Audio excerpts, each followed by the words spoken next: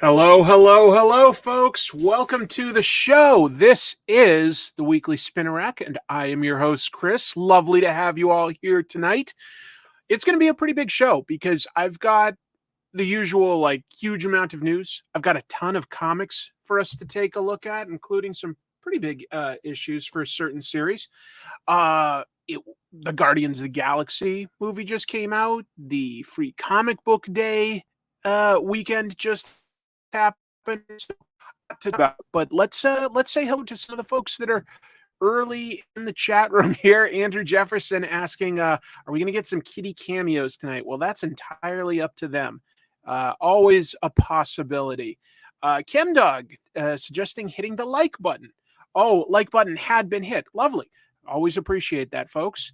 Hello, Victor Velasquez. Lovely to have you here.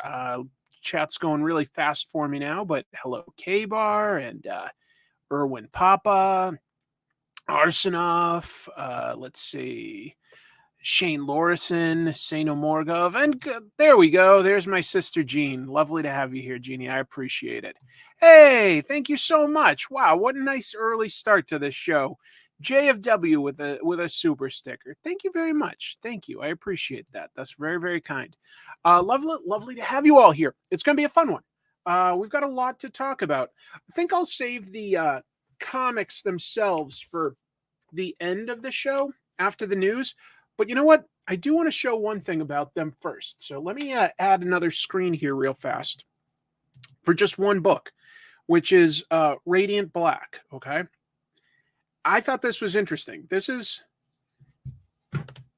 not to say exactly what happens in the issue, but at the end of this issue, there is a QR code. And if you scan that, it lets the readers decide something important that's going to happen in this book. And it got me thinking about times when comics have had voting in the past. It reminds me, I think the most prominent has to be whether Robin would live or die. That was somewhere around 1989. And they voted for Jason Todd to be killed. But there's also been some stuff like Marvel versus DC, where you could vote on the outcomes of various fights. Wolverine was voted to beat Lobo, so they just quickly fell behind a bar. You didn't see anything. And then Wolverine stands up and he's like, well, I won. But anyway, for those of you who are reading Radiant Black, man, that's pretty fun. That's an interesting interactive element. I talked a little bit to Kyle, and yeah, he's committed to following what people, which is amazing. Amazing. Hey, Daniel, always good to have you here. Vote to retcon Red Hood. Well, we shall see. We shall see. Yes, Jeannie, I got your texts. Thank you very much for giving me the heads up. I will get on that family stuff. Let's see. Tari, no worries. Happy to have you for any time at all. Andy, lovely to have you here. Let's see. Andy says, is Robin going to die again in an issue of Radiant Black? Well, yeah, that is in fact what they're voting for. Robin is going to guest star and be killed again. And it's not even a new Robin. It's Jason Todd again. So that was unexpected, for him to show up in another publisher's comic, in a creator-owned comic when DC owns him. I didn't expect that. He's got a new identity, Red Hood, but yeah, he's going to show up as Jason Todd Robin, and he's going to die again if the fans vote that. So that's kind of you to ask, Dr. Shubil. My shoulder is terrible. Terrible. I've been seeing my doctor a bunch. I'm going to see a orthopedic doctor on Friday. It's just complete agony every day. And doing my work, it just leads to inflammation. I've got a bunch of pills. My doctor even prescribed me some oxycodone so that I could sleep through the night. Oh my God, is that an intense experience? I can see why people get addicted to these opioids. It is a weird experience. Not entirely unpleasant. but I'm being careful with it. Don't worry. Anyway, I just wanted to show that was something cool. But before we even get into the news, I'd like to real quick give some thoughts on Guardians of the Galaxy Volume 3, which will be spoiler free. I won't spoil anything, just give you my quick thoughts because that was a pretty big movie. And then I'd like to talk a little bit about, with everybody here in chat, about Free Comic Book Day. So first of all, Guardians of the Galaxy 3 is definitely one of the best movies that Marvel has put out in a while, in my opinion. Probably the last really fun one was maybe the third Spider-Man or something. This is a good trilogy overall, and I really thought it had a lot of emotion, surprisingly strong. How well that played.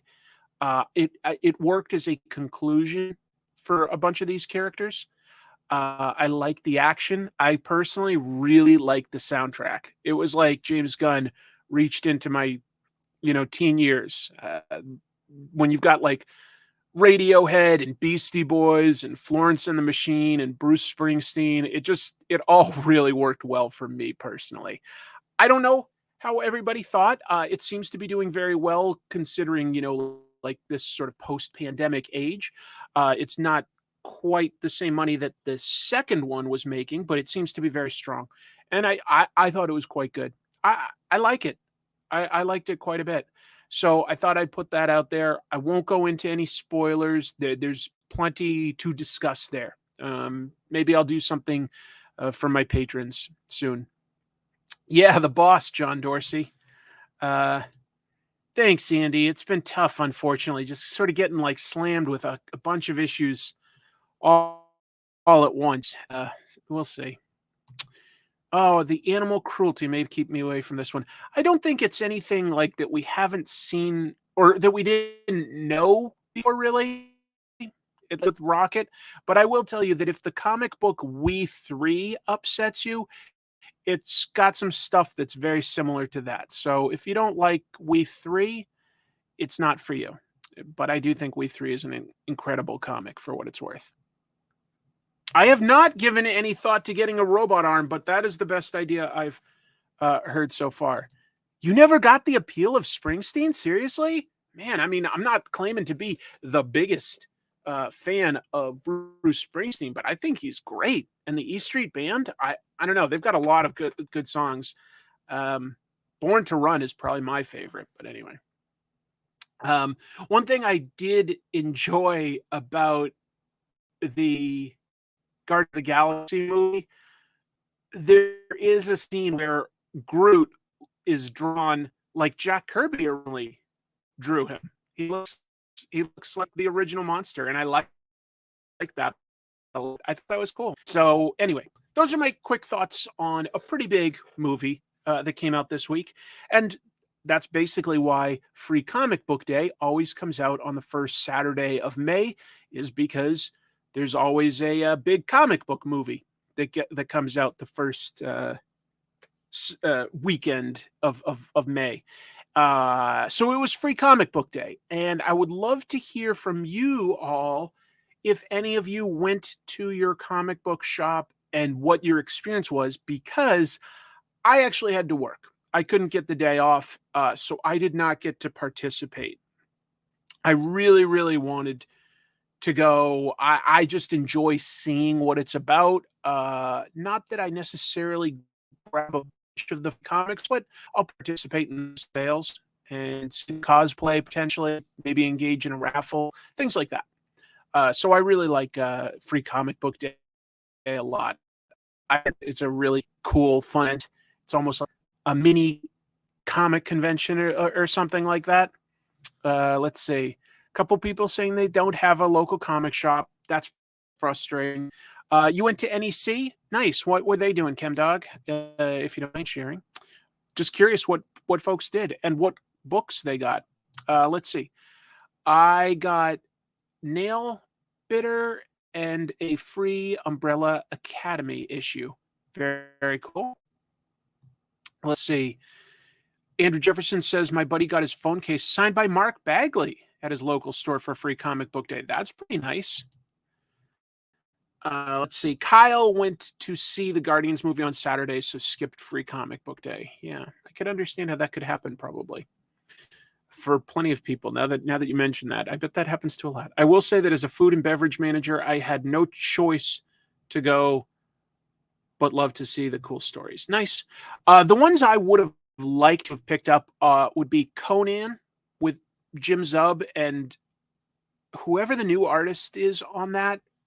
It looks so much like Buscema, John Buscema for the modern day. I thought that that's amazing. I would have liked to have picked up the Spider-Man 2 video game prequel comic. It's a mouthful. Let's see. My local comic shop has a big party with dollar comics, local radio personalities, cosplayers, and a big sale. That's a big event. That's really cool. Black Phoenix says, I didn't get off work until 10 a.m. Saturday, so I couldn't go. I know what that's like. Let's see. I would have gone, but I completely missed that it was Free Comic Book Day on Saturday until I was walking home from Guardians of the Galaxy 3. Oh, whoops.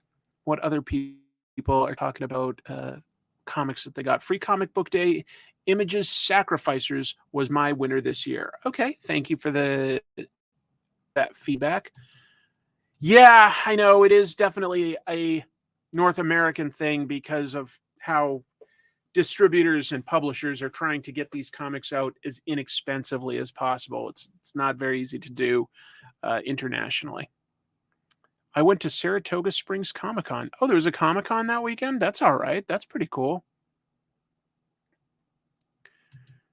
Victor says staff and regulars were very cool. Good. Let's see. ChemDog says 2 Free Comic Book Day issues a piece and 30% for the whole weekend. That's a pretty good deal. 30% off. Wow. All of my free comics were old free comics from years ago. Spent $55 on West Coast Avengers, Dazzler, Superman, and ROM. Those were all books that I had fun with in the past. Panels with Pete. My local comic shop does an insane sale. Every book under $30 is $10. Wow. Everything over $30 is half price and no sales tax. How do they get away with that? That means that they're eating that. I mean, the state doesn't just go, yeah, sales tax, schmales tax. Got a massive stack. Criminal Deluxes, Decorum. I don't think I know Decorum. Ice Cream Man, Junji Ito. I guess you mean tomes, and more. That's great. Wow. One Bite Snack says, went to Free Comic Book Day, bought a trade paperback of Old Republic and the latest Sillage. JLS Comics I have here. Let's see. Sorry, I'm trying. There we go. I just referenced you in the latest Nerd Sync video. Yeah, Nerd Sync today on YouTube released a video about plagiarism in YouTube. And he didn't go into a lot of detail, but there was a video I had made on comic tropes that the channel Nerdstalgic plagiarized. And I talked about that whenever it was, like a year ago or something, on this show. It was frustrating. They apologized, took down their video. They did not give me the money they made from it, but they're a much bigger channel, over 1 million subscribers, way, way bigger than me. And they said, I think that they were using a freelance writer who they wouldn't use again. And then, like about a week ago, that writer plagiarized a smaller channel talking about District 9. So that was frustrating. But Nerd Sync goes into a bunch of detail on it. I haven't had time to watch all of it, but I know he referenced it. Blood Orphan says, picked up the Wonder Woman Dead Earth hardcover. Love that story. Such a good one. Nathan Roberts says, Mike Freehand, new artist on Star Trek, was at my shop in his hometown of St. John's, NL? What's NL? Signing the IDW Free Comic Book Day he drew. NL. I'm thinking of states that start with N, and I'm like Nebraska, New Jersey, New York, New Mexico. What's NL? I don't know. That's okay. ChemDog pointing out that the artist Conan is Delator. Rob Delator, right? Let's see. Evie says, I got a ton in addition to the freebies, benefits of being near Mile High Comics. So I want to visit Mile High Comics someday. I'm curious. I've heard the prices aren't the best, but I am curious since it's so big. And Eric Rutherford's talking about the favorite comics from Free Comic Book Day, saying Fabulous Furry Freak Brothers. That's cool. Conan, TMNT, and Asterix. Those are all very... Fran G, check my mail today and my Vampirella arrived. It looks amazing. Thank you so much for your support. I have signed the copies that I need to, and I only need to do a small handful more of remarks for the people that bought those versions, and I'll be shipping that back to Dynamite for fulfillment. So that should be done pretty darn soon. I need to get caught up. I'm way, way, way behind on the chat. I'm going to... Okay. People say NL is Newfoundland. Newfoundland. Thank you. Thank you. I was starting to think that it was a province in Canada when I couldn't think of the state that, it wasn't coming to me. Thank you very much, for folks. Tell you what, let's talk about some comic book news.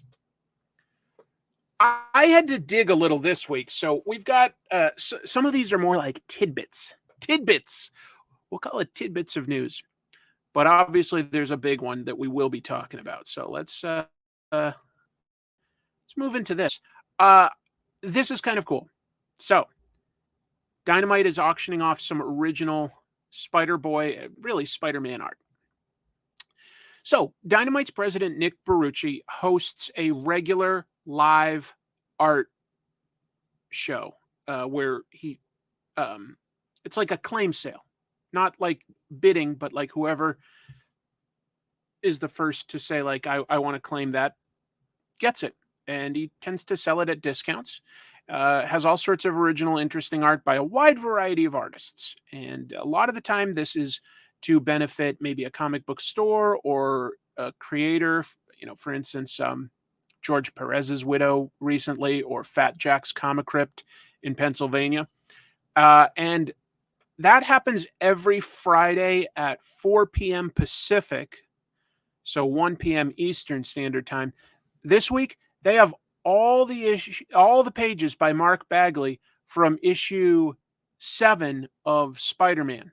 And that was, this panel here is the first appearance of Spider-Boy. We'll see how important he becomes. There's also all these pages with like tons of Spider-Men. You know, we've got sort of the Lego mech Spider-Man. We've got, what's the Japanese TV show? Something with a T. All of a sudden, his name is eluding me, but it's the transforming... Leopardon, that's what it was. Leopardon. Anyway, all the pages they are going to have for sale. So that's kind of cool if you wanted a Mark Bagley page with a ton of Spider-Mans. Spider-Woman, Silk Spider, Paviter Parkar, Arachne, yeah, Spider-Hulk, all sorts of interesting ones. I thought that would be interesting. Is this for a cause? Asks Andrew Jefferson. It probably is, but I don't remember which one this was. But I thought I'd just point it out. So that's on the YouTube channel, _EXP, the experience. And there's an actual link if you want to like go back and pause and like, you know, note the address. But yeah, Fridays, 4 p.m., they do a live show. Nick hosts it. It's usually a pretty darn entertaining show no matter what. And a friendly group of people in there just sort of talking about the artists and art, you know, their experience with certain comics. It's a pretty friendly show. I like to jump in on it. And I thought that this was a pretty amazing opportunity that, you know, it's probably going to cost you know, a little bit. This is original art, but it's a pretty important, or certainly cool to see so many main characters on so many different pages. So thought I'd put that out there. Mark Bagley. Yes. Yes. A ton of Spider-Mans redeemable for at least 5 tons of fun. Well, tons of fun are really cool. Yeah, there hasn't been a whole lot with Spider-Boy yet. We'll see if Dan Slott is able to do something cool with him to sort of earn the hype that he's been putting behind it. He obviously has plans for it, but there have always been certain characters that started off as not fan favorites that over time became fan favorites through all sorts of mediums. Ahsoka or Wesley on Star Trek The Next Generation. I think that these are characters that people really love now, but didn't necessarily when they first came out. Thought it was at least worth mentioning. We've talked before, but Marvel teased a little bit about their upcoming event, Ultimate Invasion, on Free Comic Book Day in their Spider-Man Venom book. Now, the actual Ultimate Invasion hits next month, June 21st. And in it, Maker, that's the Ultimate Comics version of Reed Richards, who became a villain, he's going to tempt Miles Morales with some sort of way to bring back the Ultimate Universe. And the Illuminati in the main Marvel continuity are going to be trying to stop him. Boy, that sounds convoluted when I say it like that, but it sounds fun to me. And here's the thing. The creative team is one that I personally really like. I like Jonathan Hickman's writing style, and I like Brian Hitch's art style. Those are the people making it. We got a quote from Hickman that he gave to Entertainment Weekly. He's saying that, revisiting the idea of Ultimate Comics couldn't be replicating or revisiting what Brian did in the original Ultimates, creating a streamlined, modernized version that would eventually become the spine of the MCU. And it certainly couldn't be what I did, which was a final chapter of a pre-existing universe. So he's saying that he is trying to do something new with it. We shall see. We shall see.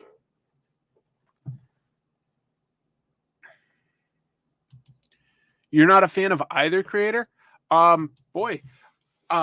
Jonathan Hickman, I think that he does a great job at coming up with a big premise, but focusing on 2 or 3 main characters to give them an important character arc, something emotional that we can relate to. I feel like all his big events have that. And I also think that Brian Hitch, I don't know, he draws a very photorealistic style, but I think that there's still energy to it, and it reminds me of the sort of glossy Alan Davis style that I've always been a sucker for. So I don't know, I like it. Yes, mentioned that earlier, Skeven, that yes, NerdSync made a video on plagiarism. So yes, even though I haven't seen it, I trust Scott to have made a good video there. So I recommend that without even seeing the full thing. Let's see. Didn't Ultimate Peter Parker get killed and brought back? I'm confused as to which continuity Miles is in now. Yes, within the Ultimate comics, Peter Parker did seem to die, but it turns out that the but the radioactive spider powers they revived him, and he got a happy ending, actually. Miles and Maker, and I'm trying to think if there were any others, they survived the destruction of the Ultimate Universe when the Beyonders were collapsing multiversal realities, and they moved into the 616 main continuity. Although they're aware that they used to exist in a parallel reality, but now they like retroactively they've got a history. It was merged together, sort of Crisis on Infinite Earth style. We'll see what happens. I don't know the full story, so I'm not going to comment too much on it. I've got more news. I thought this was interesting. Like I say, these are more tidbits of news than really news that we can act on. But it's only a couple days after Free Comic Book Day, and some of those books are going for some good money on eBay. So there is demand on some of them. For instance, I saw multiple copies of Spider-Man 2, as in the game Spider-Man 2, going for around $25, and a bunch of those were completed sales, so that's legit what it seems to be going for, which is kind of amazing when you consider it was free 2 days ago, 3 days ago? What? No, 2 days ago. Um, RuneScape, flew under my radar, but that one's going for around 20, it seems. There were only 800 of these made, but they made some really miniature, Quantumania DVD Blu-ray things, like a collector's item. Those are going for around $50. A Dynamite comic, Madball's Garbage Pail Kids, is going for 10, which it just seems impressive for a book that was free a couple days ago. The Ninja Turtles free comic book day is going for 8. A bunch of them were going for 8 to 5. I just thought that was interesting that it what it says to me is that plenty of people would love to read these stories and don't have a local comic shop near them if they're going for anything. If they're going for anything. Let's see. That TMNT was a fun read. Yeah. I'm sure that a lot of local comic shops do have them, Clay, and I bet a lot of local comic shops are going to be decent people and probably still give them away. Yeah. Yep. Spider-Man 2, the video game. We'll talk about that in a little bit. I've got some more news about that. Anyway, I guess you guys could always go back to your local comic shop and get these and flip them, but it sounds like a lot of people want it just to read it. So yeah, the Spider-Man 2 seems to be the most popular one. I was a little surprised. I was sort of expecting Conan to be up there just because I saw it and it looks great. But yeah. Great question, One Bite Snack. I know for a fact that Marvel has made the Spider-Man 2 book available for free. You just have to download it into the Marvel Unlimited app. You don't have to pay for access to that or anything, but that's how you can get it. Night Terrors. The idea for Night Terrors sounds fun, but might just cross over with too many things. I don't know. I strongly doubt that you can return them for store credit. Yeah. We'll see. Who knows? I guess every store is different. So let's talk about this Spider-Man 2 book because there's obviously a little bit of interest in it.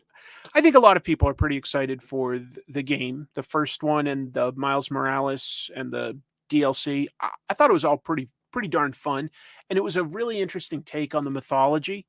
I thought it was very loyal to the characters and yet sort of updated for today. The idea of making Mary Jane a reporter for, let's see, the Daily Bugle.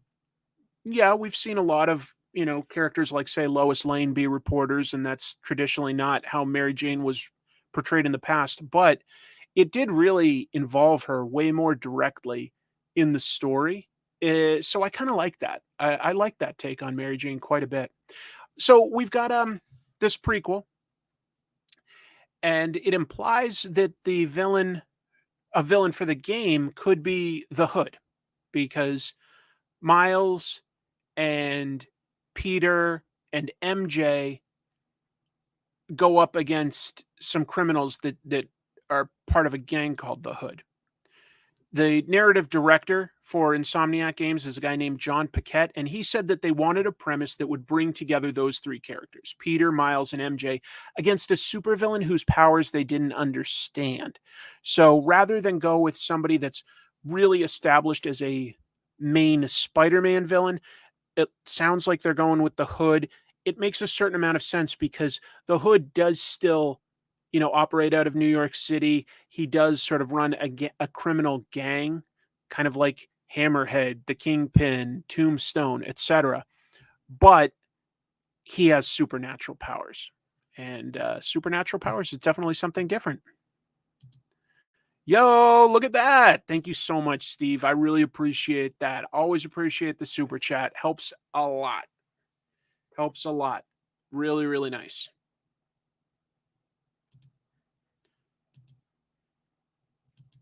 Let's see. I thought it was a tie-in to the PS2 Spider-Man 2 movie game. No. It's a tie-in to the upcoming Spider-Man 2 game for PS5. The one that's supposed to have like Craven and Venom and stuff like that. Anyway, yeah. I think that the Hood could be a decent villain to explore. It would definitely be a little bit new, you know? And and what else? I don't know. If you haven't played it, that's a really fun game. I liked it. It's You could argue some of it's possibly a little repetitive with certain side quests or once you memorize all the combos, but as you get better at combos for fighting, you fight more and more enemies at once. So it gets trickier to chain together the combos. It's like it's an easy game to play, a hard game to master, if that makes sense. I liked it.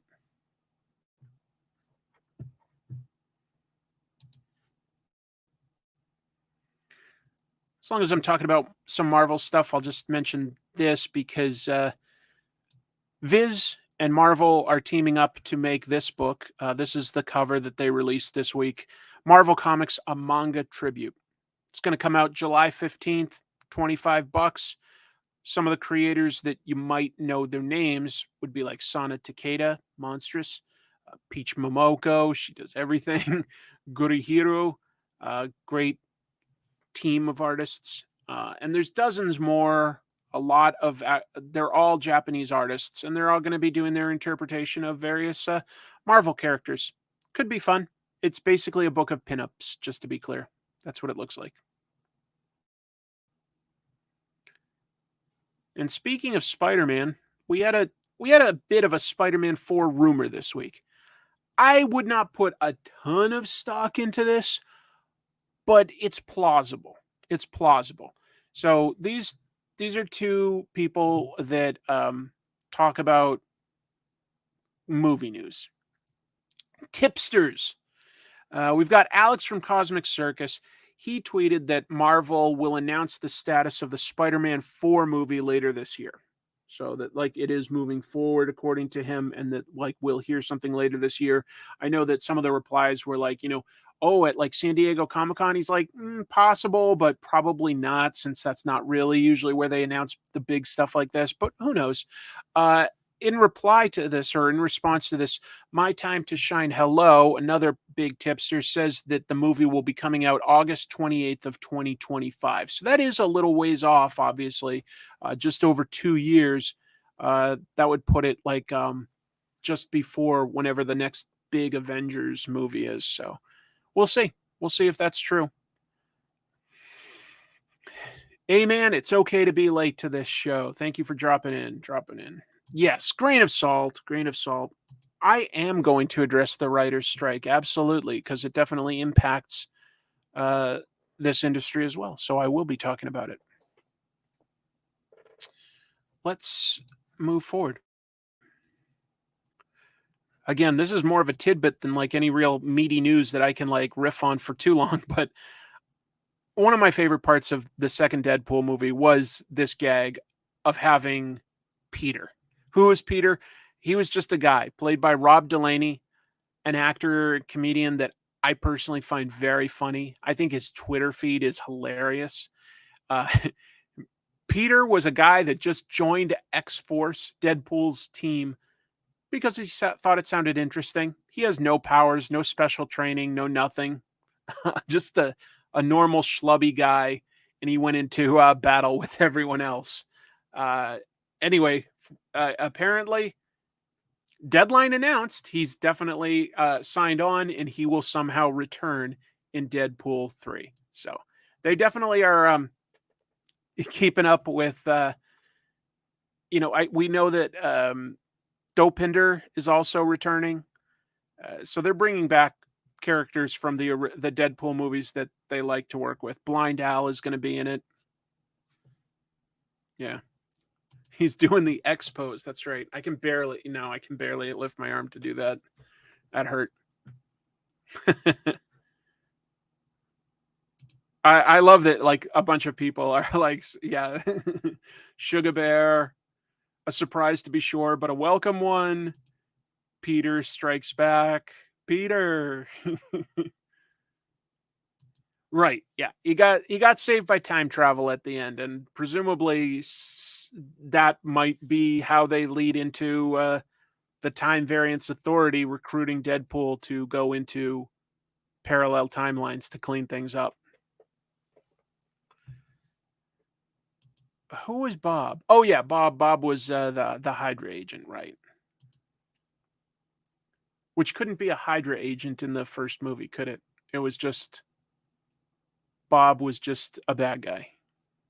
Anyway, sorry, we're getting deep into lore, but that was a very funny scene in Deadpool 2. If you haven't seen it, there's all this time spent, not all this time, but there's a good chunk of time with Deadpool recruiting a bunch of heroes to go on a mission, and it instantly just does not go well. I'll leave it at that. I don't want to spoil it if you haven't seen it, but it's pretty funny.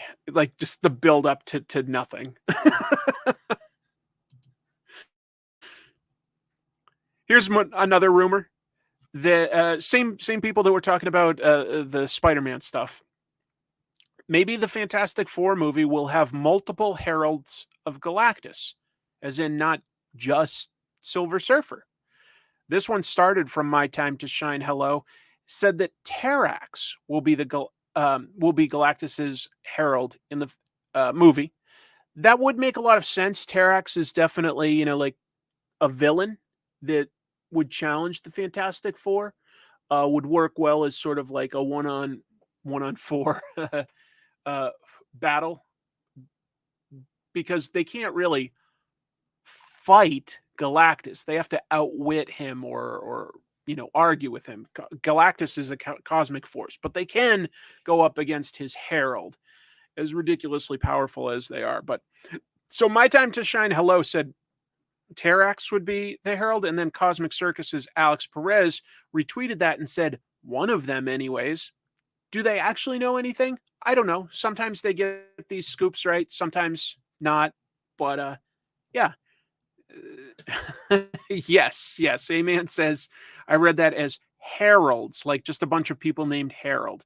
That would probably be something that any of the Fantastic Four could handle. They probably could handle it.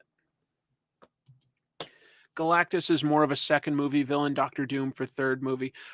Maybe, but I think you could also sort of seed those into the first movie.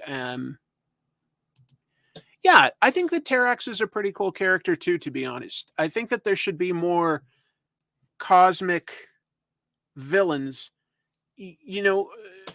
There's a cosmic sector to Marvel Comics with books like Silver Surfer, Adam Warlock, Guardians of the Galaxy, stuff that happens to like Fantastic Four, etc. But we do seem to go back to the Skrulls, the Kree, the Shi'ar, a fair amount. It makes it seem a little small. Also, they all just tend to have soldiers, and they don't have a lot. I don't think that there's not dozens of cosmic supervillains, and not really. Not really. I mean, when you look at like Guardians of the Galaxy, look, the third movie used High Evolutionary as a villain, and the second one used Ego. Those are more like Thor villains than anything else. But we'll see. We'll see. Thank you, Victor. Yes. If they put together the Frightful Four, I agree. I think I should be first in line to be signed as Paste Pot Pete, not the Trapster, Paste Pot Pete. I think that would bring, literally tens of people into the theaters across the world. Literally, like, could be as many as 100 tickets I could sell. No problem. I'm just saying that there have been like a bunch of cosmic characters. I don't think that they've established a ton of cosmic villains. Not tons. There's a few good ones. There are. So yeah, let's get into a little bit of stuff regarding the writer's strike. And the first piece that's relevant to what we're talking about is Blade was just about to go behind the cameras, was going to be filmed next month. It has now been delayed. They just, like a week or two ago, announced that they hired True Detective writer Nick Pizzolatto to do a rewrite on it. That's great. He's a good writer. I think that was a strong move. But now there is a writer's strike. Writers in Hollywood, rightfully, are talking about how the um, motion picture producer association, whatever, they're not paying writers fairly. They're getting very, very little on streaming deals. The last time there was like a big renegotiation for contracts um, was back in 2007. I remember that strike. It definitely gave us some pretty cruddy movies that were like rushed into production with like not quite finished scripts. Transformers 2 comes to mind. I remember all of a sudden there was just tons more reality TV. All of a sudden, the late night shows just sort of like winged it. I thought Conan did a pretty good job. Conan O'Brien, he continued to pay all of his writers throughout the strike period, even though they couldn't work for the show. And he just sort of came up with a bunch of remotes. Just sort of the show became very casual. It was pretty funny. But anyway, so Blade just needed too much writing, so they've opted to shut down production until the writer's strike ends. By the way, we also found out that this movie will be rated R, and obviously we knew that Deadpool 3 was going to be rated R, and that's sort of an MCU movie or uses MCU characters and stuff. But the first two were R, so it made sense that was going to stay R. Craven is going to be R, but that's really from Sony, not from Marvel. This is like the first, 100% MCU movie that's going to be rated R. But it makes sense too, I think, for the material involved. It makes sense for the material involved. Some of the other things that Marvel is putting out will go into like continue to film, like Thunderbolts and Deadpool 3. They've both finished their scripts. They're able to, continue filming. But when they do that, it just basically means you can't have a writer on set to rewrite lines. You could have an actor improvise things or directors and producers suggest ideas, but it's not quite as good as having a writer on set to like realize that they need to tweak something to either have it make more sense or have it fit the character better.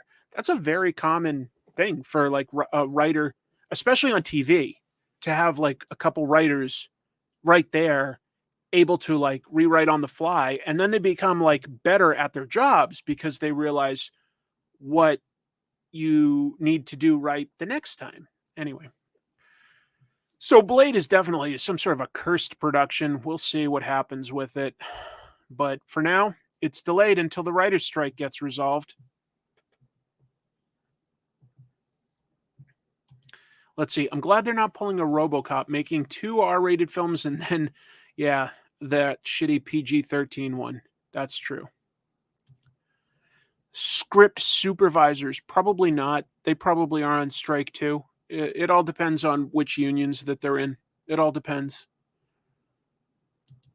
Sometimes showrunners are not necessarily primarily in a writer's guild and maybe sort of pressured by the studios to continue their work. So there are certain jobs, that can work on this stuff, but you're not getting like dedicated talent for it. It sincerely expect. We'll say like, suppose this writer's strike ends shortly, like in the next month or so. You can still expect that, like, TV show wise, within a couple months, shows are either going to be like ended early, delayed, or a lot more reality TV.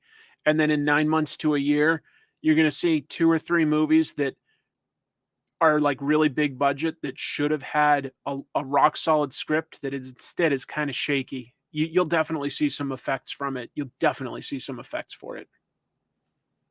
Yeah, Mandela Butterfly is mentioning Jen Ortega there. Hire her for rewrites. She was on in an interview, and she mentioned that she didn't think that the dialogue for Wednesday was very good or something, and Wednesday was very well received. So she kind of threw writers under the bus there. That wasn't like very well appreciated. Are paced workers affected? Yeah. Uh yeah, the last strike definitely lasted a long time. I can't remember exactly how long. It was a long time ago.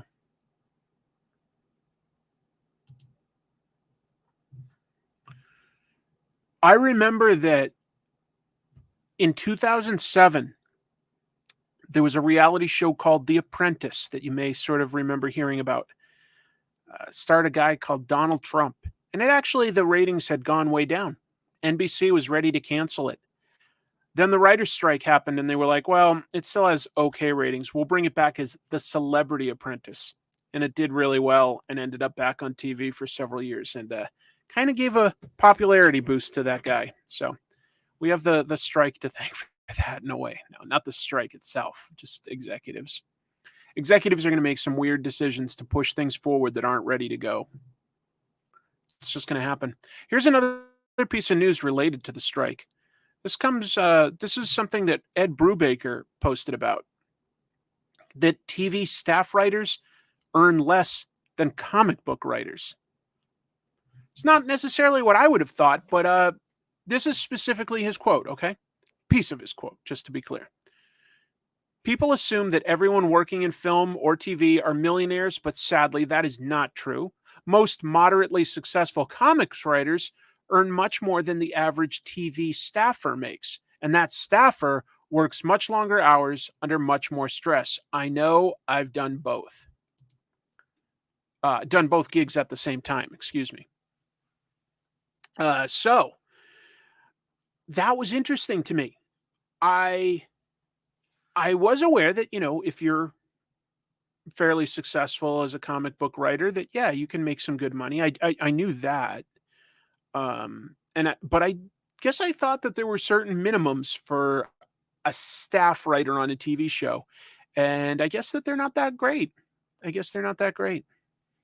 That's a nice point. Kevin Street points out here. He says TV writers have to live in LA too. Pretty expensive place. That's fair. That is a good point. It is a pretty expensive place to live.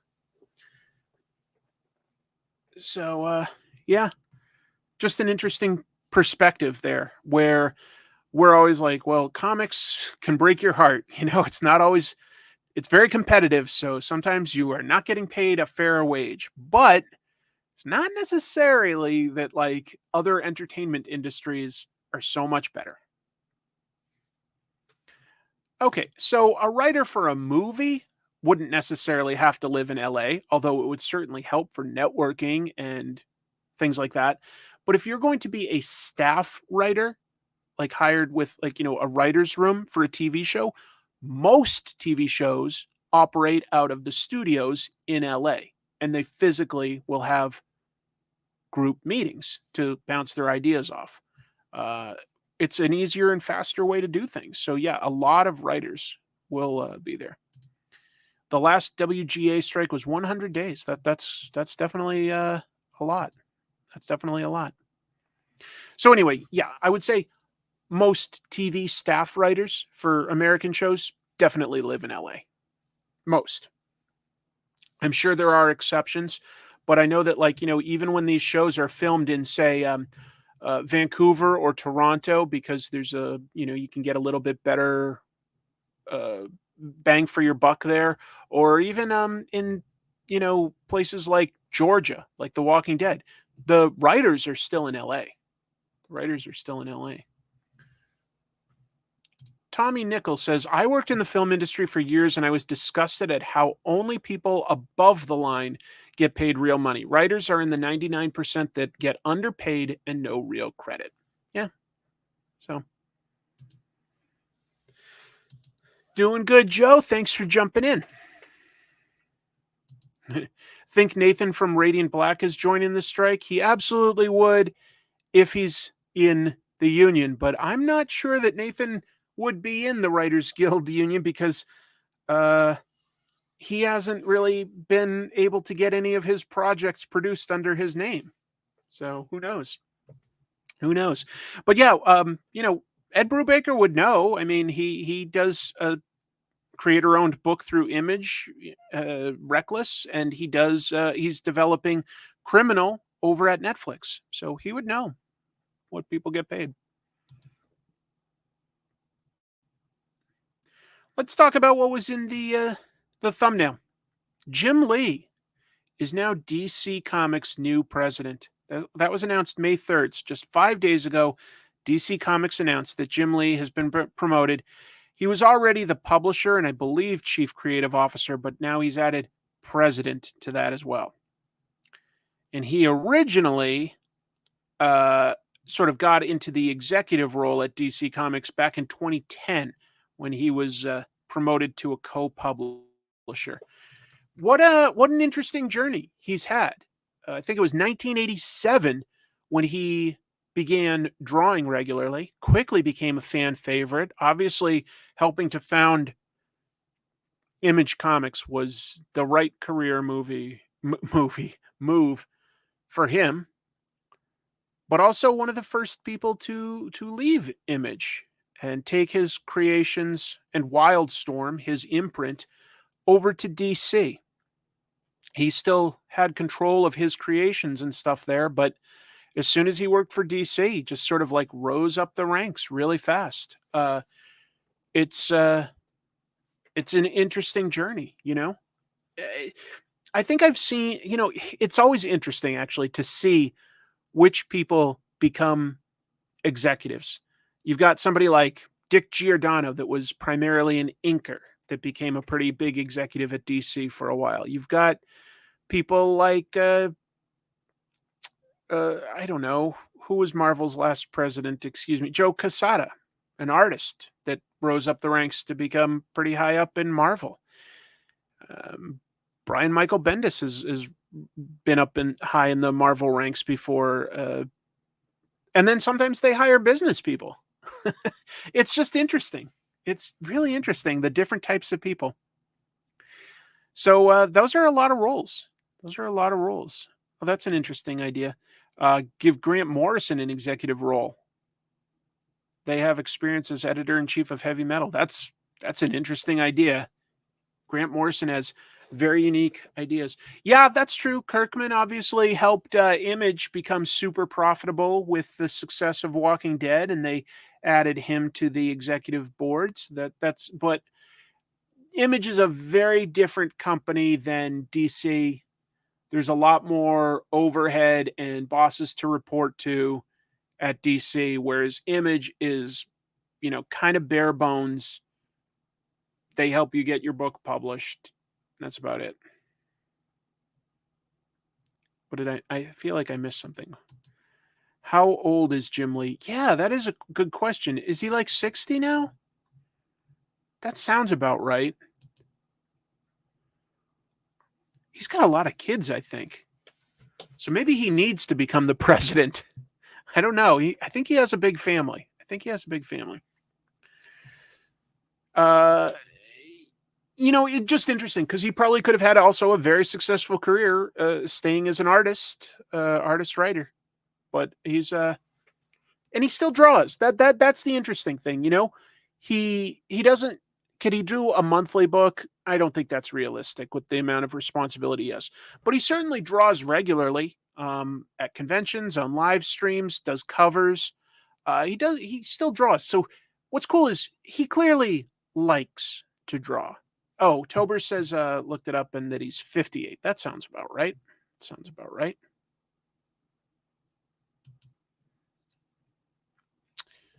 I don't know.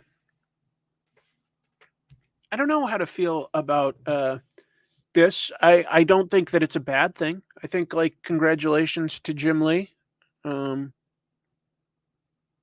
we look at Wildstorm, he seems to have guided his work in a pretty solid way. He was aboard for New 52. I think I probably, in my video on Comic Tropes talking about New 52, didn't fully explain that, like, it wasn't all bad at all. Like, New 52, I don't think had a coherent idea behind it, and it was rushed out. But it did still increase sales temporarily. I think it could have increased sales even more and for a prolonged period of time if they had planned it out more. That's my argument. Wikipedia says he has 9 kids as of 2016. I thought he had a lot.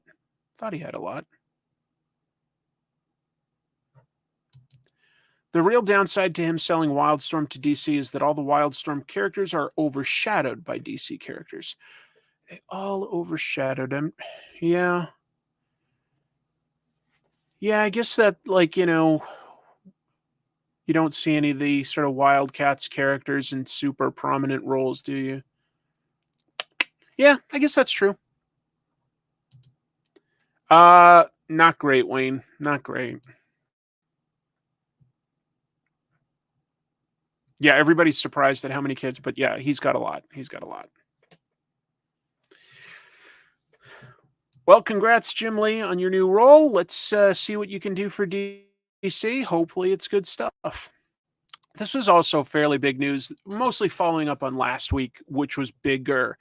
Last week, IDW went dark on the stock exchange and released 39% of their staff, including primarily a lot of editorial staff. It was rough. Yeah, big changes. Well, they've announced this week some people into some key roles.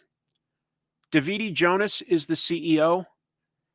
Even on the IDW press release, there's not a lot said about Davide Jonas. All we know is that his father is the biggest shareholder in IDW, which does make it look a little nepo, but who knows? Maybe he knows something that we don't. Joshua Frankel is their new chief digital officer. I believe that's also somebody from outside of comics, so we'll see how that does. But then we do have some promotions from within. Some people that have worked at IDW for a while. We've got Mark Doyle and Tara McCrillis. They've been part of the staff as sort of like, editors and stuff. They've been promoted to co-publishers. Congratulations to them. Amber Huerto has been promoted to Chief Operating Officer. And Jamie S. Rich has been promoted to the Editor-in-Chief. And Jamie has definitely worked at a number of places. I know he worked at Tapas, long time working at DC in editorial. So these are some people with the people that they've promoted, I think, have really strong backgrounds for that work. Hopefully it helps IDW get back on their feet. And mostly I'm hoping that all those people that got let go can land on their feet and find good new jobs. I don't think it's all from one wife, just to be clear. I don't think that he had 9 kids with one person. I hope IDW still publishes one of my current favorite comics, Ragnarok by Walt Simonson. As far as I know, it's still with them. As far as I know. Let's see, what other comments are there? Another people saying Ragnarok is great. That's cool. Jim Lee is a good artist, not a good creative director. Proof of the Peter principle. I don't quite know what that means. Thank you, Andy. You always make this show better with either some industry insight or comments like that. I love it. Davide Jonas, the Jonas brother, we never knew about. Any reviews on IDW's latest Godzilla comics? I haven't seen them. I know that Godzilla Power Rangers did well, and I wanted to look at Godzilla Rivals. Haven't seen it. Yes, glad to see you as well. Thank you for the super chat. That's awesome. Jojo says the Peter principle is the idea that people will always get promoted one level beyond their competency. Oh, I didn't know that. That makes sense. I feel like I've seen that. The more I think about all sorts of previous jobs, that makes sense.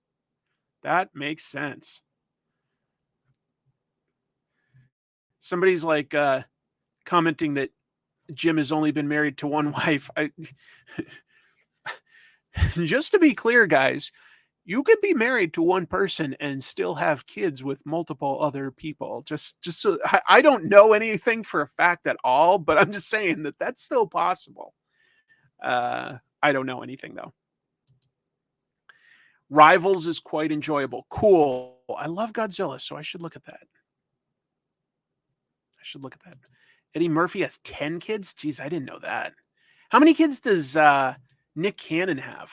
Isn't it something crazy like 17 or something like that? I swear he's got some like double-digit number like that, which makes me sad because it's like there's no way that those kids can get quality time with their father that way.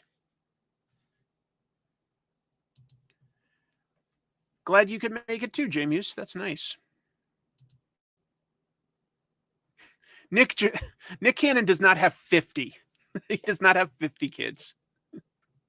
I don't believe that.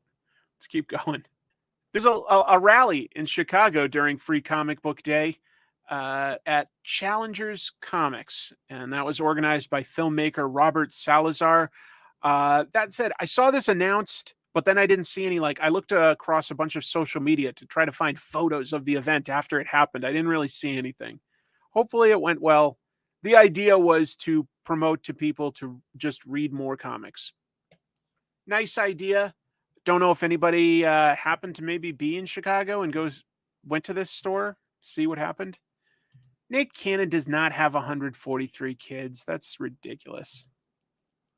He recently forgot to mention one of his daughters when listing his kids. Yeah, well, if you have more than 6, I'm not surprised that people can forget that. That's a cause that you can support. Yes, absolutely. Yeah, read more comics. 5 of Nick Cannon's kids were with Jim Lee. All right, that's a good one. That's a good one. Kids may be adopted? I don't think so. EJ. When you've got enough kids to form both sides of a baseball team, might be time to slow down. Might be.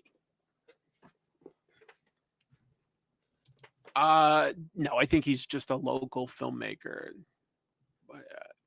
I say just. I didn't mean just. I think that's what he is, basically. Apparently, Jim Lee has had all 9 kids with his wife. Okay, then I feel bad if I assumed something that was wrong. I'll be honest. I just didn't think one woman was cranking out 9 kids, but that's impressive. They've got a big family. There you go. There you go.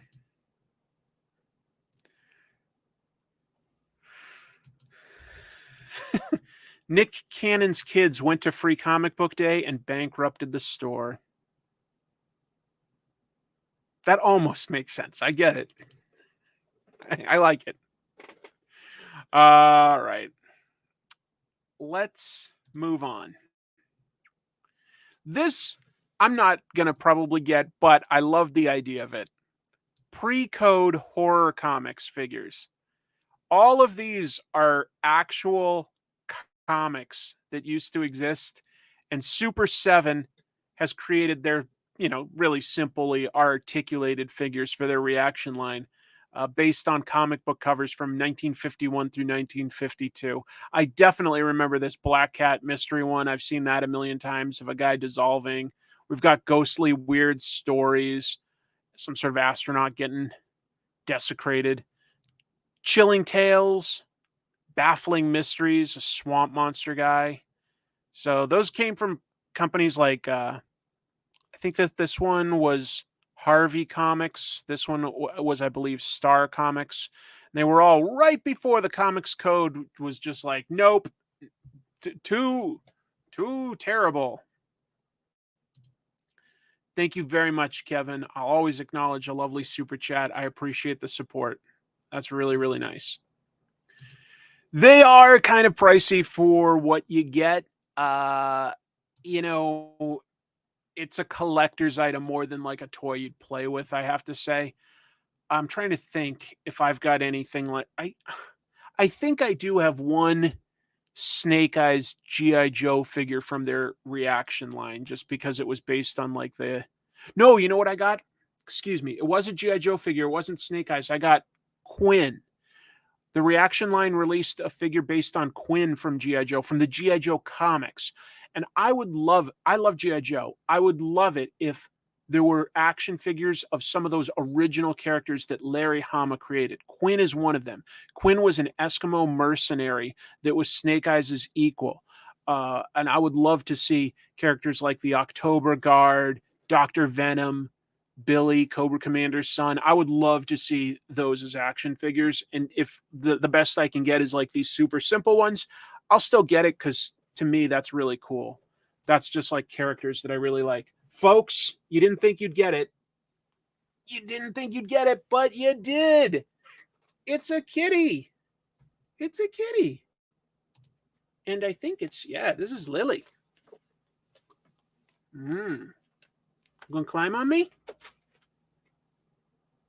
You got a cameo. You got a cameo. That's all you get. That's all you get.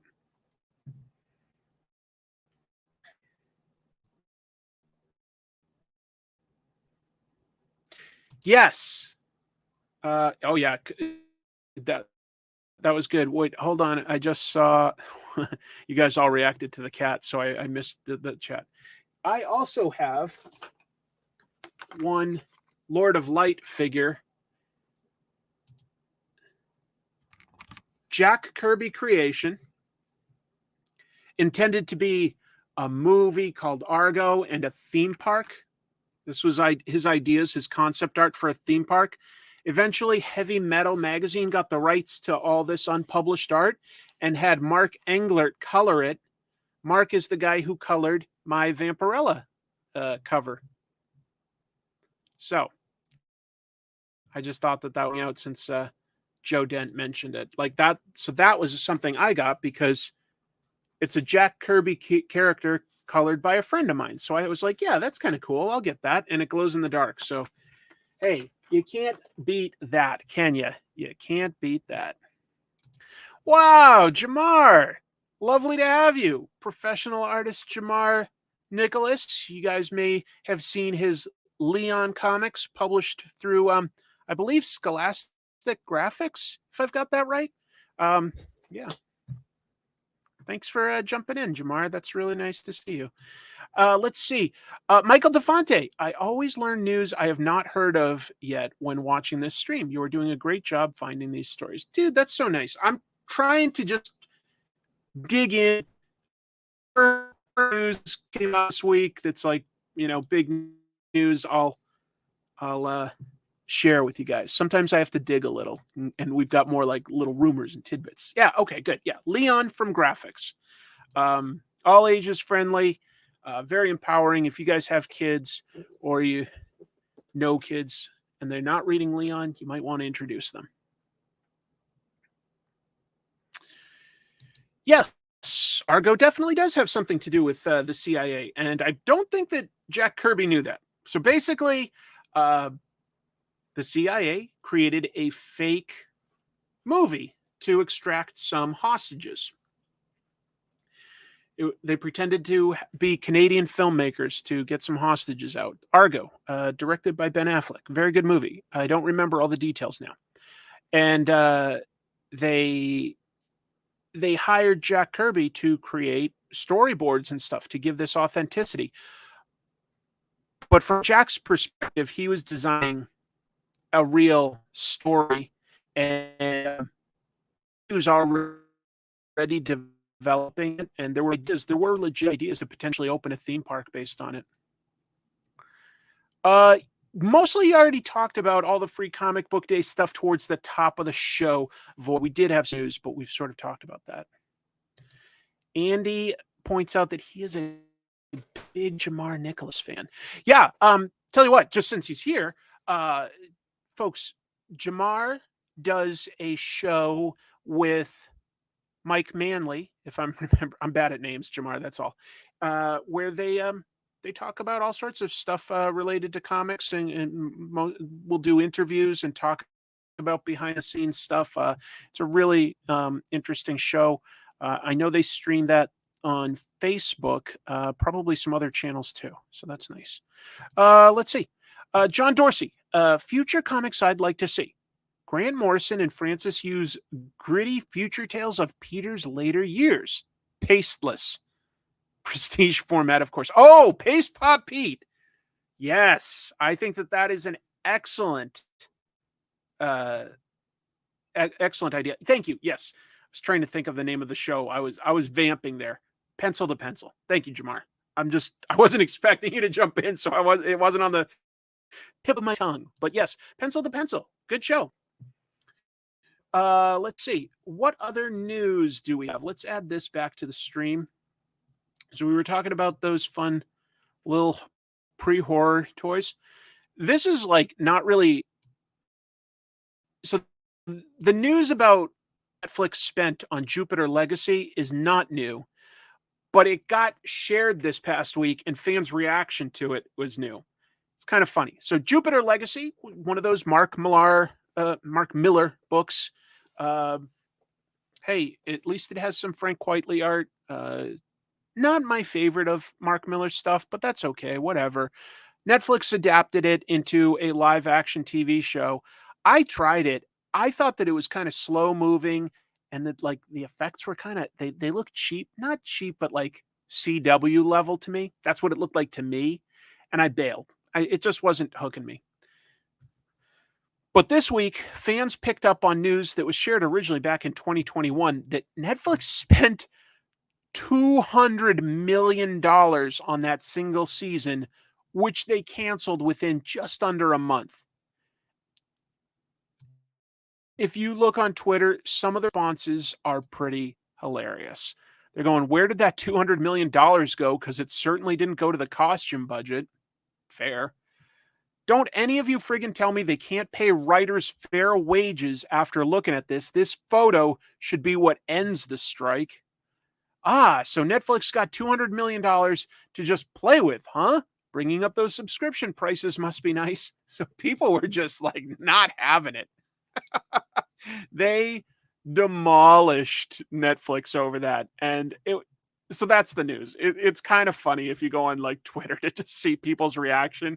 Because like it does not, in my opinion, it does not look like a $200 million show. It does not. I know. Yeah. It sounds like the plot of the Netflix show Ozark. Somebody is laundering money with that idea. And look, it just, at first I was like, the show is what it is. If people love the comic, they might like this live action adaptation. I don't think it'll bring in new readers, really. It wasn't for me. Like I said, I just thought it was a little slow. The effects I didn't think was too impressive. And then to find out that it's $200 million, because like the biggest actor in it is like Josh Duhamel. The guy that's like the soldier in a few of the Transformers movies. I think he was on some like Las Vegas show. I don't know. It's just bonkers to think that it was $200 million. That is just, it does not look like a show that they spent $200 million on. Is Mark Millar good? You're going to come up with a lot of different opinions. There are a few things that he's written that I enjoy okay. There's a bunch that I don't really enjoy that okay. So I'm kind of split depending on the project. I do think he's overall, aside from this, had really excellent luck with his work getting adapted into movies that are usually, I would argue, a little better than the original comic. I would say that, like, Kingsman and Kick-Ass, I think you could argue that they're better than the comics. But that's going to vary from person to person.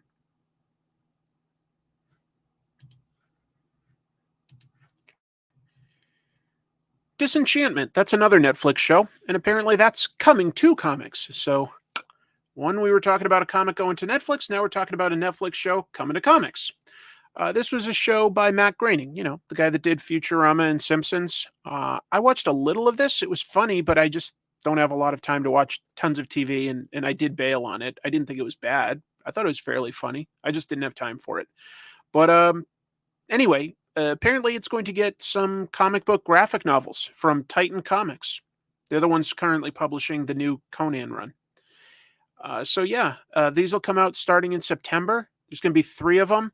And it says that the graphic novels will have over 500 pages, 17 issues worth of original strips featuring all new stories. And there'll also be a bunch of exclusive behind the scenes content from the creators. So, well, there is no more Bongo. Bongo ceased to exist. Otherwise, I'm sure this would have come out through Bongo. Yeah. Oh, yeah. Okay, you figured it out. Yeah, Chemdog. I guess they are both sort of fantasy things. We could, hey, if we could get a Conan Gru crossover, which I thought was actually pretty darn fun. Yeah, how about a Disenchanted Conan crossover? Why not? Why not? Yeah, a lot of pages to this thing. So, depending on how much you love it, it strikes me though, talking about this, that Futurama would probably make for a decent comic because you could do so much with it. I don't know. I think that Futurama you could do a lot with. Remember Disenchantment, Bart? It's back in comics form. That was a decent impression, right? That was decent. I did not know that. Disenchanted is canonically in the same universe as Futurama. Well, then it's gotta be good, right? I liked Futurama. I haven't been a big enough fan to have watched every episode, but I always found it a pretty funny premise. There are Futurama comics. Whoops. Ew, flew under my radar. I'd love a Futurama comic. Perfect Millhouse. Thank you. That was Millpool. Okay. It was fine. Oh, John, you wound me. You wound me. I thought that I wasn't trying, but I thought it came out good. I'm trying to remember, but I feel like the Simpsons comics, when I read them, were always really funny, and they gave early opportunities to a bunch of creators. The only one that's on the top of my head that I'm thinking of was Gail Simone. Gail Simone, I know, like her earliest comics work was Simpsons stories, but that's cool. Super cool. Somebody that I love that does stuff in comics here and there and does other stuff. I love Jamie Hewlett. I love his relatively few issues of Tank Girl. I love the Gorillas, both the music and the animation and the style. I just like Jamie Hewlett's art. It's cool, man. It's very unique. I think it is. I think it is very unique. He's got a style. There was going to be a book collecting a bunch of his comic strips. It was going to be called Foo Action, collecting his comic strips from Face magazine. It was supposed to come out pretty soon from Z2 Publishing. Well, it obviously got like really far along too, because Rich Johnston of Bleeding Cool has an article where he was at the London Book Fair and he took pictures of a very nearly complete mock-up. So they've got all these pages. They've got all these pages. They're collecting it, and there was going to be a bunch of behind the scenes work with Jamie Hewlett designs and thumbnails and interviews, all sorts of extra material. It was going to be a really, really big book. But this week, the creators emailed people saying that something came up. They really don't go into why this is happening, but they said that they have to switch publishers. And they linked to an upcoming crowdfunding campaign for the book. So I was very confused reading this. I was just trying to see, like, why is it changing publishers? There was nothing I could find about that at all. I just don't know. I just don't know. Yeah, Gorillas was going to theoretically be an animation at Netflix that got canceled. There was also going to be a Foo Action TV show, but that never happened. So I don't know. But I love Jamie Hewlett no matter what. I'm always curious. I hope that this does still come out. I hope so. We shall see. Almost done with the news, and then I've got a few comic reviews to get into. Junji Ito makes horror comics. Very creepy body horror stuff. I've talked them up. Honestly, I think everybody knows who Junji Ito is now because he's won like back-to-back Eisner Awards. People know him. He's gotten plenty of promotion. You can find his work in bookstores very, very easily. But it's good. I like short horror stories. I used to love that with Stephen King. I'd love buying the books that were anthologies of lots of short stories. Some of his best work, in my opinion. But what does Junji Ito fear? Well, he did an interview this week with the Japanese website 4Gamer, and this translation comes via Kotaku. So I am relying on their translation here. He had some interesting thoughts on how he fears artificial intelligence. For instance, could artificial intelligence accurately write a story that scares people? To that effect, Junji Ito said, fundamentally, I don't think people's fears have changed that much over time. On the other hand, I always have the desire to create something new and scary. It's like something you didn't think you were afraid of before suddenly becomes scary. And I do think that that's an accurate difference between a real person and AI. AI can't create a new idea. It can definitely summarize and sort of like you can ask it to predict the end of, a story, but it'll all be based on what already exists. It's always pulling on what already exists. You can't think of a new way to interpret information. That's something still only people can do. But he fears the time when an AI could do that, and how valuable would a person be at that point? Talking about art, that was more talking about the story, but talking about art itself, Junji Ito said, unlike the old days, there is a word, hitokawa, which sort of means unmasking, in the sense that people are afraid of the psychopathic side of humans. I feel that this tendency is stronger than it used to be. However, it does not categorize or verbalize fear. So there are things I do not understand well. If I can analyze those parts, I can incorporate those tendencies into my work and create something that sells. So he's saying stuff like, people are scared of other people. But I think and I'm interpreting here, so I could be wrong, but I do think that his argument is that while AI can obviously sort of copy styles, that it still can't come up with what is essentially a new idea. And if you're going to try to scare someone, you have to have sort of a new way of looking at things. I think that that's true. Like, for instance, we're afraid of the dark, or we're sort of afraid of what could be under the bed at night, but actually having that hook, that twist, that's something that people can still only come up with. I don't know. He really should worry about AI. It is pretty good at displaying disturbing anatomy. Yeah, it can, and that's true. It sure can't do hands well. Technically, there's the story, I have no mouth and I must scream. I had a frightening Junji Ito experience. Tried to impress convenience store clerk wearing a Junji Ito t-shirt by naming the artist. Then he told me he didn't know. His grandma bought it at Hot Topic. Ouch! Ouch.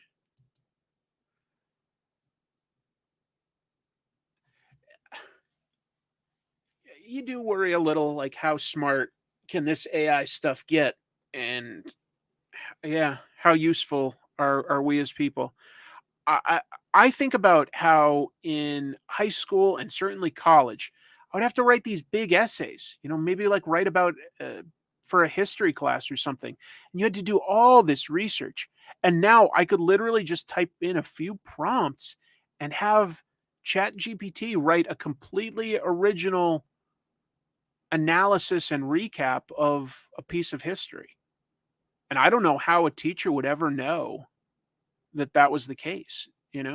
I really don't. Like it feels like you could use AI to do a lot of work that and you would never really get the benefit of knowing and understanding and internalizing that knowledge.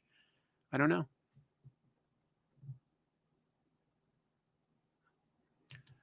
I want a real lieutenant commander data. I think we all do. Well, that's what Junji Ito fears, folks. As long as we're talking about manga, we've got the creator of One Piece, his thoughts on the Netflix adaptation. Eichiiro Oda released a statement talking about the Netflix version of One Piece. This is posted on Twitter. It is in Japanese, so it's been translated. But Oda admitted that there was trouble at first translating his ideas into another culture, into another medium. But I thought the most important part of his statement was that he said that Netflix promised that they won't launch it until he is satisfied. So apparently he's got final sign off on this adaptation. That's a lot of responsibility for Oda to take. That just means that, like, if it is not good, fans can point their fingers at Oda and say, like, hey, you signed off on this. This wasn't just Netflix buying a license. You told us that you had final say. So hopefully it's good. Hopefully that means that he is pretty involved and that we come up with something that's very loyal to the spirit of the story and the characters. We will see. We will see. I think a lot of people are nervous because there have been some bad adaptations, and that's fair. Fortunately, the creator is involved. Fortunately, the creator is involved. Yes, it was moved to a Walmart, but so what? I think that makes sense. I think that makes sense. The Walmart is in a flood zone. It's in a floodplain, so it floats away. Cowboy Bebop Netflix got 80 million views. Did it really? I didn't know. I never heard that statistic. I don't know where that comes from. Whatever it was, that wasn't enough for them to renew it. So I have a feeling those ideas might be similar to the ones that tend to pop up in Japanese media that don't vibe well with the West anymore. I don't know.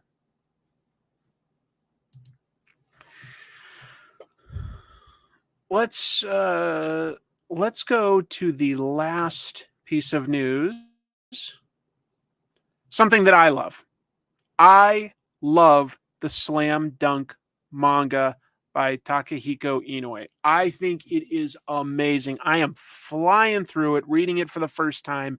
It is some of the most fast-paced storytelling I've ever seen.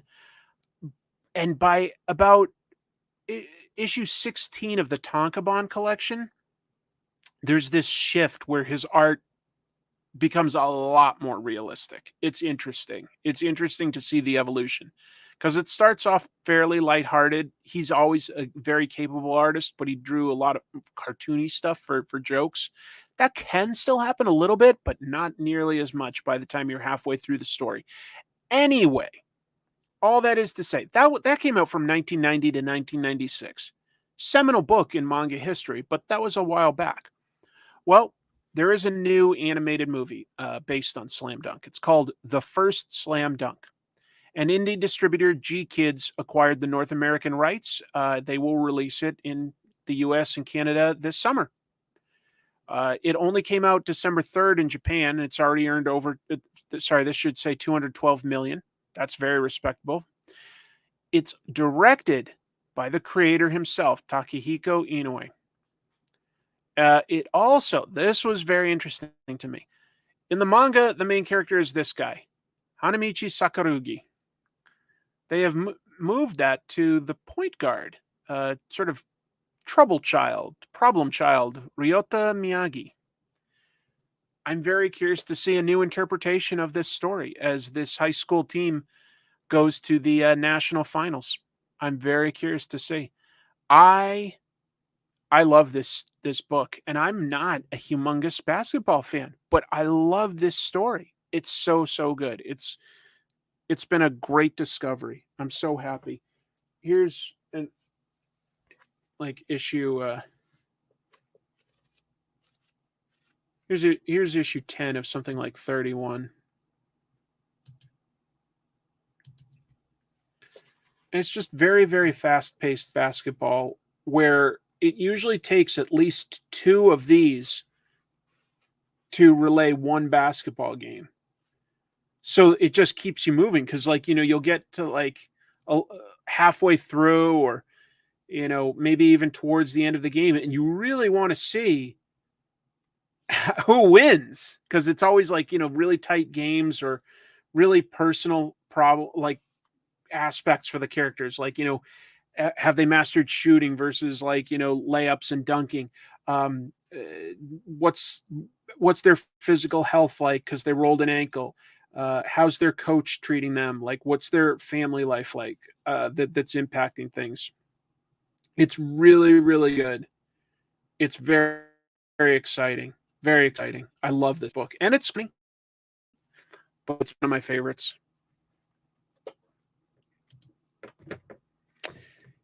Inoue and Murata are probably my favorite living manga artists.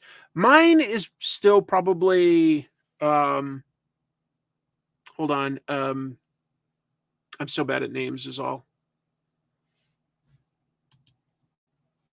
Yeah, I can't either, EJ. I'm so excited for the movie. I mean, it's by the creators, so hopefully that means that the fast-paced action is there. Yeah, it's just basketball. It's just basketball. It's really good though, and it focuses in the manga on like a main character who's basically trying to impress a girl. There's more to it, but that's the gist. The gist. This is helpful to know. Jackie says that G Kids has a great track record with their releases. That's really nice to know. That really is. I cannot wait. I cannot wait. Naoki Urasawa just came to me. That's probably my favorite living creator. This is a fair question. Infamous Mike Manhattan says, who did I vote for, Nathan or Marshall? I mentioned at the end of this issue, fans can vote on something. This is a fun issue of Radiant Black. Nathan and Marshall are best friends who share the powers of the Radiant Black, but their powers have been glitching out, and they have to try to learn why, because the alien race of these gigantic robots that are the source of these powers are about to invade Earth. It's the beginning of something called the Catalyst War, which is kind of cool that even though it's an event, it only takes place in the story itself. So, very fun issue. And if you're reading it, you get an opportunity to vote on the path forward for it. This is a pretty big issue in Batman's history. It's issue 900 overall of Batman, 135 of the current run, but if we call like the legacy of all the Batman, just the Batman title, not Detective Comics, Batman, this would be issue 900. Written by Chip Zdarsky, several artists. This has Batman in a parallel dimension where he has to use sort of makeshift equipment to be a version of Batman. Not the same versions of what do you call it, like Catwoman or Alfred. Like very, very interesting twist on some of these characters. There's a guy named Red Mask who knows that in other universes he became the Joker, and he had a glimpse of that, and he loved how it felt. He loved the freedom of how it felt, and what he's trying to do is make it so that he can go through that sort of origin mentally and become the Joker. He's a sane version of the Joker, but he's very, very dangerous. And it's cool. It's just cool seeing Batman lead Batman to sort of defend themselves, going up against a villain that's actually much better equipped and powerful than him. And it an interesting note with a backup that's been going on here with Rob that ties in. He goes into other world chasing guy. We've got like what I think that's the Arkham Asylum Batman. We've got the animated Batman Beyond that they meet. They've got all sorts of interesting versions. We've got like what's that? The Mike Mignola Gotham by Gaslight, 1950s comics. You've got like Kingdom Come, Injustice, I think. Very impressive. Very impressive art by Mike Hawthorne, Jorge Jimenez, excuse me. Mimicking a lot of different styles. Look, he gets to meet the 1960s Batman. There's a hilarious thing where, as goofy as this Batman is, he's even more prepared than our Batman. It's great. Yeah, Adam West Batman, Dark Knight Returns Batman. I mean, this is some really, really loyal art mimicry. Really, really good. So that's fun. That's fun. I enjoyed it. I wouldn't say that it's excellent, but it's a fun issue for issue 900. And after this, we'll go in a different direction. Shazam, Captain Marvel being rebooted by Mark Waid and Dan Mora. I think that those are two creators that do good traditional superhero comics. You know, they're good at this. They're rock solid. And in this, instead of calling himself Shazam, since he can't say that would transform him, he goes by the Captain now, which is okay. I feel like you should be allowed legally to call him Captain Marvel within the pages. I don't quite get that, but whatever. I get that the title needs to be Shazam, but I feel like you should be able to call him Captain Marvel, but I'm not a lawyer. It's okay, though. I have to admit, I kind of like the artwork more than the story in this. It reminded me a little bit of like the most recent movie in terms of like, you know, him having some family issues and stuff like that and finding his place in the world, but it's good. The artwork is incredible. Briefly mentioned that I am enjoying Ninja Turtles Usagi Yojimbo. The Ninja Turtles have been transported back into ancient Japan following a sci-fi villain called Dr. Werewin, who's basically just like Kang the Conqueror. And he came to the Edo period of Japan and has had like a 10-year head start on the Turtles getting there, making like robot and stuff. But the Turtles in this do meet Usagi and team up with him. And, you know, it's set really hardcore within Usagi Yojimbo continuity, but it catches you right up. They use all sorts of cool bits of real Japanese history and culture, which creator Stan Sakai always sort of helpfully explains. For instance, they're like, hey, check this out, a Japanese pizza. And Usagi explains that it's an okonomiyaki. Anyway, it's a fun book, folks. If you like either Usagi or Turtles, they've got a long history of crossing over. This is a really fun story. And it's easy to jump into if you've never read either. The fun gimmick about this Adventures of Superman comic is that JOn Kent has gone into another universe. Jesus, we've got a lot of multiverse stuff these days in comics.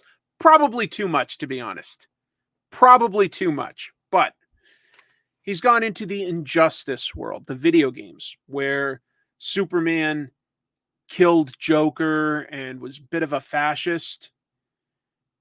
But this Superman, you know, at least has things peaceful right now. And he's meeting JOn Kent and he's like, oh my God, like this is the son I never got to have because my Lois was taken from me. And he thinks he's being all nice and good and everything to this kid. But he's definitely created a very scary world where people are afraid to create a disturbance. They're afraid to sort of get the attention of Superman. We'll see what he can do against that. Is it a legal issue why they have him changing the story? I thought it was branding, since they can't have the trademark to Captain Marvel. DC is going with something else. That's definitely the biggest part of it. But I felt like inside the comic, they should be able to call him Captain Marvel.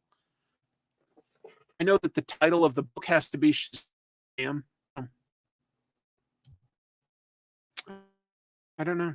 This issue by Peach Momoko of her Demon Wars story came out. It wraps up the story with Mariko Yoshida. Your mileage will vary on how much you enjoy this, depending on A, how much you enjoy Peach Momoko's artwork, and B, how much you enjoy getting to learn about yokai and oni and seeing them interpreted as various Marvel characters. I thought it was decent, not outstanding. Last issue of Batman Joker Deadly Duo came out. The story is fine. I will say that the main reason to get it is you like Mark Silvestri art, though. Mark is also writing this, and the story isn't bad or like overly wordy, but it's also not necessarily anything I haven't seen before, which admittedly is hard. Thing I like the most is these backup pages where it shows Mark Silvestri's inks before the colors. I've said it before on previous episodes. I just think that that's fun to look at. I think that that looks better than the colored version. And it's not to say that the colorist is bad in any way. I'm not saying that. I just really like these because Silvestri didn't just black out, like the dark areas. He hatches it all in. It's got texture, and it's interesting to really feel that texture. I like it. I mean, he's got his style. He's really comfortable with it, but he isn't taking shortcuts. He's been drawing forever, but look at how much line art this cityscape has for Gotham. He obviously didn't take any shortcuts there. It's impressive. It's impressive. Latest issue of Spider-Man by Slott and Bagley came out. Most of this is just traditional superhero stuff. Electro is coming up as a threat, and we get a few pages of this new character, Spider-Boy. Apparently, he has some sort of connection to Peter Parker. He can sense what Peter's going through. We don't know Spider-Boy's powers or origin or anything like that yet. So I guess that's the next arc, is we're going to get to learn more about Spider-Boy. We'll see if we like him or not. A lot of you in chat told me to pick up World Tree. Otherwise, I had missed it last week. World Tree is written by James Tynion, who writes a lot of horror stuff. This is also horror. Art by somebody named Fernando Blanco. The premise is essentially that there is a hidden part of the internet called the Undernet. And if you're exposed to it, it essentially drives you mad to kill. So almost taking a hold on, I'm trying to think of the word. It was a horror writer from the 1950s, Lovecraft. So it's almost taking a Lovecraftian idea of to look into something causes madness and applying it to the internet. But there is somebody that's intentionally spreading this out there in the world. And there is a team of people that as kids had defeated an early version of it. So that's taking more of a Stephen King idea of it. They defeated it as kids, and now as adults, they have to face a stronger version of it. So yeah, take some Lovecraft, take Stephen King, and mix it all up with current internet fears. It was pretty good. Thank you for recommending it to me. It's dark. It's scary though. I liked it. And the last book I read this week was also horror, but a little bit more humor to this, which I always appreciate. Kyle Starks, artist Artyom Topilin.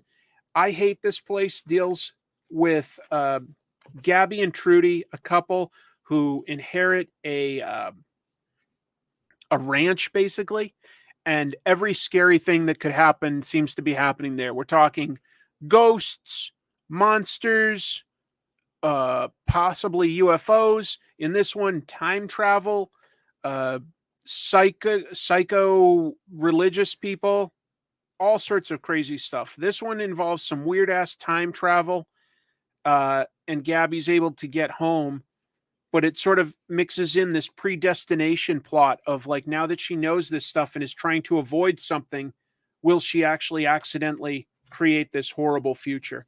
So very, very fun and funny. I have one more thing that I'll do before we take off.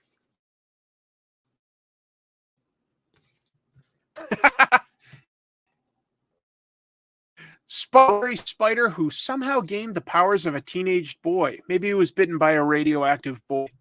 They're out there a lot. I saw this at the store today.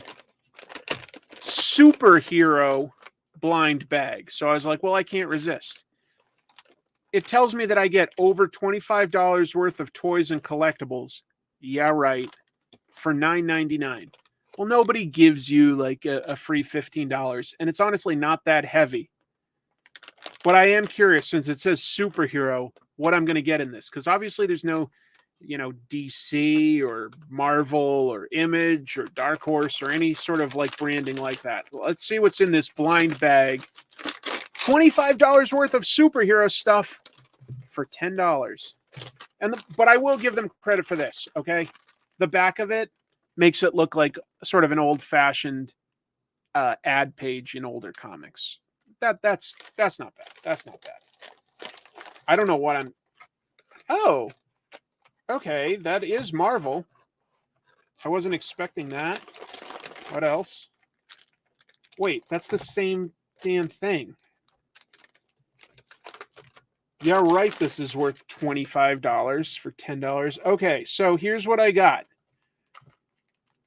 I got a 2-pack of sort of like cord hangers, Iron Man and Hulk with earbuds. And then I got the exact same Hulk that could hold on to like some other cord. I don't know why I needed 2. That's the exact same one, just to be clear. Great. Earbuds. I'm sure they're really high end too. And this says hubs and apps. Click them, flick them, stick them. 2 hub snaps from the Batman versus Superman. So that's really timely. I get both Marvel and DC.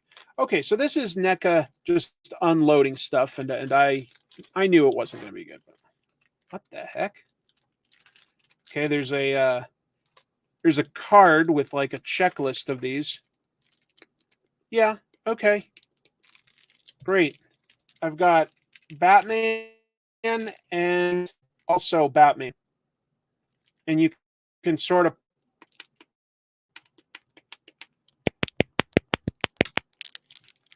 I don't get it. Is this Pogs? Is this Pogs? It clicks a little. Yeah, they have just repackaged stuff that didn't sell. This one amuses me a little bit more. That they gave me like earbuds with Iron Man and Hulk, and then just the Hulk. Like as though anybody needed 2 Hulks to attach to their cords. What would I actually say this is worth? Forget like what they said. Okay.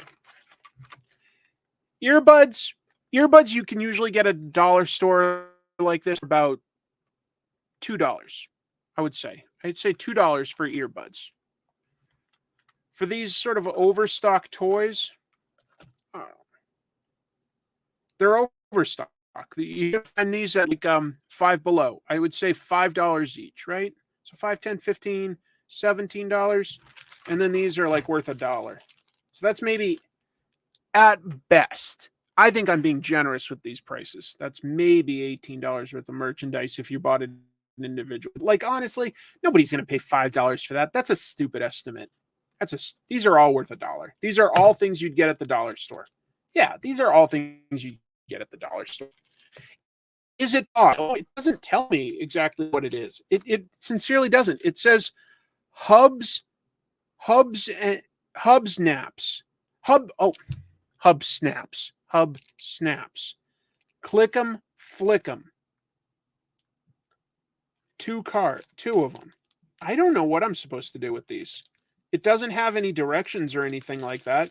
It's just a picture of Batman, and it slightly clicks. I'm trying to open it, and I can't really. Hold on. So, if you're at Walmart and you see this, my recommendation is do not spend the $10. But I thought it would be funny. So that's what it looks like. We've got a drawing of Batman. And it sounds like this.